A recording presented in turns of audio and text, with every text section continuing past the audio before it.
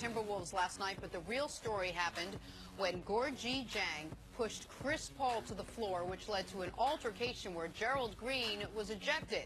After the game, Paul said he would pay Green's fine. What'd you make of this altercation, Nick?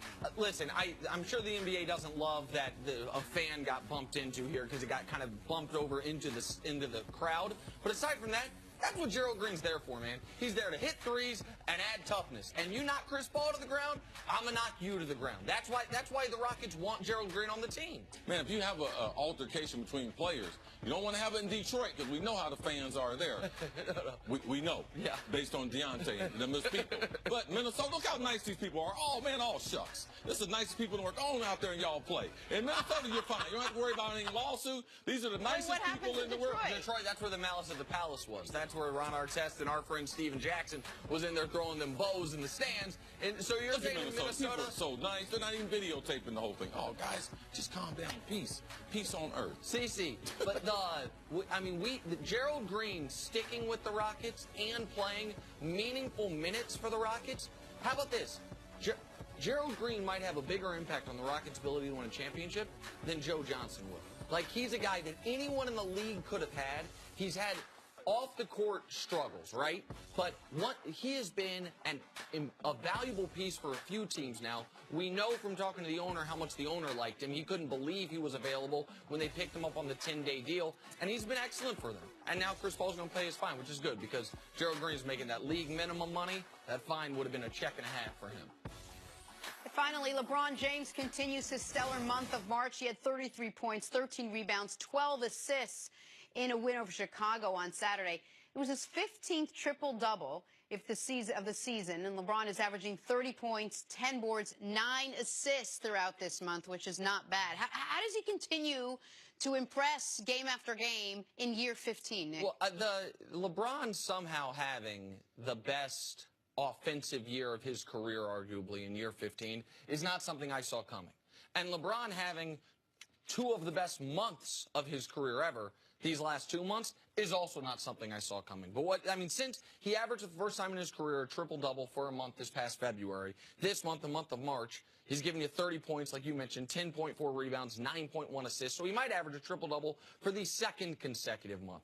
But the reason this is relevant to me, CC, is LeBron is, and I think he recognizes it out of necessity, he is engaging that playoff mode about a month earlier than he typically does. Because the Cavs were, given all the injuries, given how they were playing, they were briefly at least, before Detroit entered a total tailspin, at risk of missing the playoffs. Certainly at risk of going on the road in round 1. Now, they're still technically at risk of falling to the 5 seed, but I don't think they will. What you're seeing is LeBron do everything earlier than he typically does. Now, he's not a guy we've seen get fatigued in the past, but I don't think we've seen LeBron at near this age have to start going this hard this early in a season. Right. I think LeBron also understands that the Jordan thing is going to come through numbers. It's not going to come through championships. I believe that's the reason why he's trying to push to play 82 games this year, so he can say in year number 15, I played some of the best basketball. The triple-double, the most in one season since he's been in the NBA, it's a combination of he's in great shape, he hadn't gotten nicked, and it's out of necessity. Based on the lack of talent around him, he knows that he's got to play. Now, his assists are up higher because this year he came into the year where he was going to be a distributor of the ball more. Now, his shot, he said in injuring his elbow this offseason, he discovered something in his shot. So discovering that in his elbow, so he's shooting the ball better, the combination of the injuries to his team and the trade, because I believe if they don't trade and they have the same collection of players, I believe LeBron takes some time off. But because they made that trade and Love getting hurt, it leads to him playing more minutes. And I believe that in this season, 15, he's trying to send the message that he can play all 82 games, a lot like Michael Jordan used to do. And I want to add one thing that CC mentioned about the elbow injury and the shot. Up until January, LeBron was having the best three-point shooting year of his career. In January, he was awful from 3. I think he shot 21% from 3 in January after shooting 43% the season leading up to it. Since January ended, February to now, he's back to shooting 41% from three. Like that, if LeBron is shooting anywhere close to 40% from three, that's one of the reasons, in addition to the improved assist numbers, he's having the best offensive year, I believe, of his career. Is if he consistently is knocking down three-pointers, there's no good way to guard him. There's no good shot to give him.